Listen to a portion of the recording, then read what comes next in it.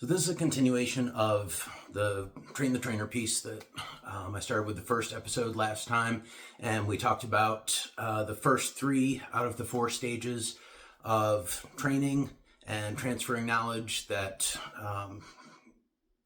is the model that I use. There's a lot of different models out there, but I find this one particularly useful for every kind of training that I do. But as you're going, research your own models, figure out what works best for you. This is the one that I like. And we covered the first three steps, which are explanation or theory, modeling knowledge, and letting students practice knowledge. And at the end of that, I said that gives us about 5% retention of the knowledge, the transfer of the knowledge that you're giving. We'll get about 5% in that training method. And the good news is there's a fourth step. And when we talk about transfer of training, that goes back to that original key concept that I said. What is the goal of all training? What is the one marker of whether training works or not? And that's what I asked you to remember. Let's see how we did. There are 4 words, and this is kind of to prove the point that we've got our theory or explanation, our modeling, and our practice, and that gives us 5%. Do you have that 5%? Do you remember those 4 words that good training changes something? That's what I asked for people to retain for this session number 2. And I wouldn't expect, unless maybe you watched 1 and 2 back to back, that you would remember that theory. We'll call it theory because that's the academic term for basically explaining something. Theory, model, and practicing. That's a little past that 5% mark. I wouldn't necessarily expect you to retain that. But that just goes to show, even when it's explained, I hope clearly, even when it's laid right out and there's just a couple key concepts, it's very hard for students to take that forward into the next lesson, to bring that back and to actually have that knowledge at their disposal after a little bit of time has passed. And that's where we get that 5% in. Our training transfer, once we've done theory, model, and practice, is at 5%. The thing about that is that that's where the classroom door usually shuts. We get that chance to ultimately practice, and then it's like, free out into the world, go do what you do. And step 4 happens after the classroom door shuts, and that's where the real transfer of training takes place, and that is the coaching step. So when we think of coaching, especially right now as I'm filming this, the Summer Olympics 2024 are going on, I think of that coach down on the sidelines who is working actively with the student, working actively in this case with, let's say, the gymnasts. They may in the classroom talk about, here's the move that we want to do, here's the body structure and the position you have to maintain to pull this off, and here's how you stay on the balance beam, and give you all of these bits of knowledge on how it happens. And yet, going out and performing is a completely different thing. You can talk about the theory of a front kick or a roundhouse kick or a straight punch all you want, but when you go out and you do it, that's a completely different thing. So the coach is there on the sidelines. That's where that distance between the F- and the A+, the 5% and the 95%, that's where that gets made up. It's with that coaching feedback happening in that kind of just-in-time training space. That's a term from education. Just-in-time training means right when you need it, that's when the training appears.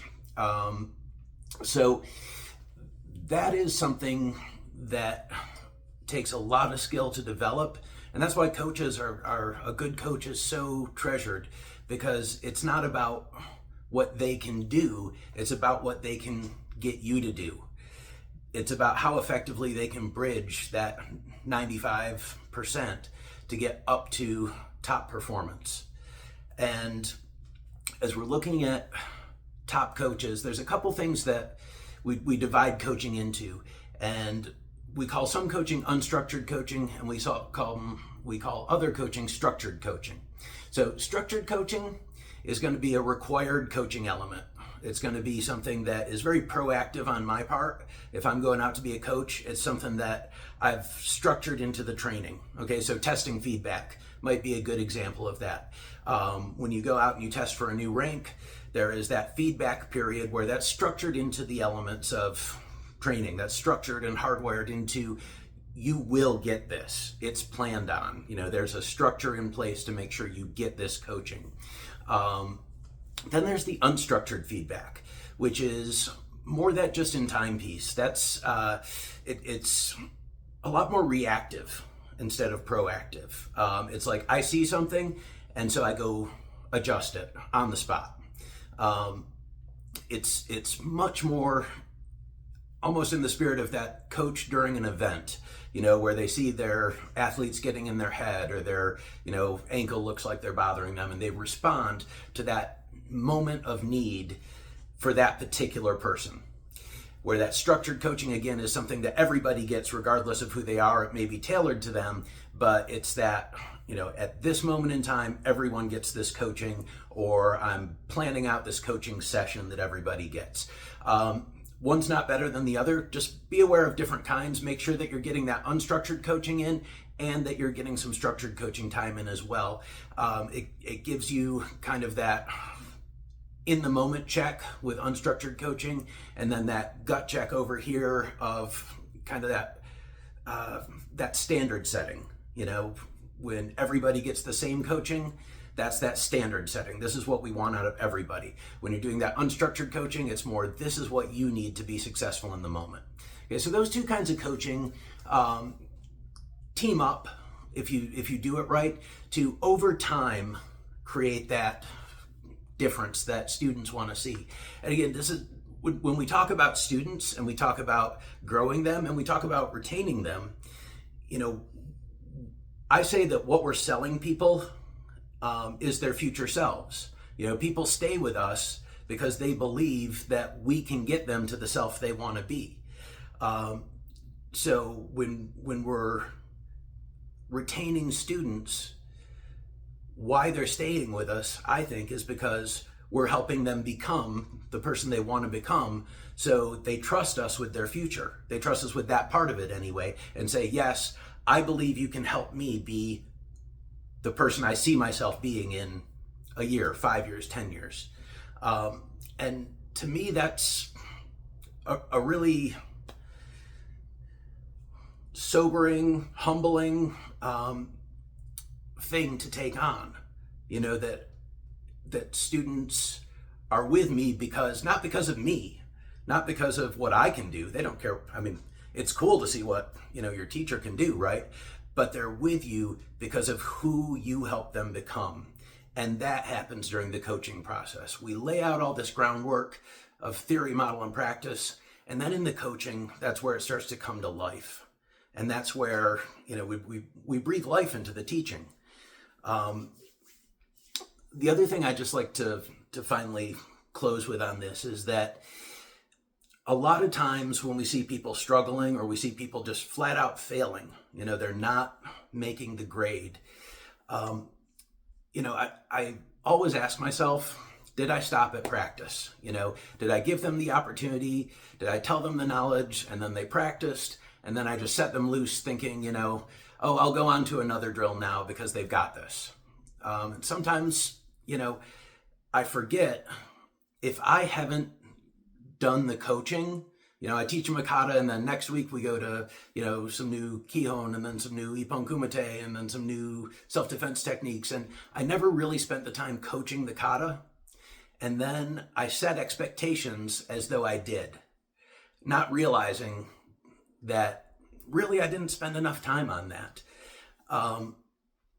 Because looking at what we know now, if we just do theory, model, and practice, we can expect 5%. And I often wonder, when we see a student really struggle, did we give them the ability to do 5%, but we're holding them accountable for that 95%? And if you see that breakdown, if you see a student just not making progress, sometimes it's that they're not practicing at home. Sometimes, there's a lot of reasons, but at least take a look at that and ask yourself, does the student need more coaching? The answer is almost always yes, if they're not performing up to where you want it. but sometimes you might have to look at yourself and say, did I give them any coaching? You know, did we get that knowledge out there? Did they practice it? And then did I give feedback over time? Okay, because coaching is not a one-day thing. Coaching happens over the entire course of your martial arts career, or whatever you're into. You know, whatever you're trying to be better at, coaching has to be there throughout the entirety if your goal is to constantly improve. And that's something that I'd really like you to take away from this training. We'll be back with a couple other topics coming up soon.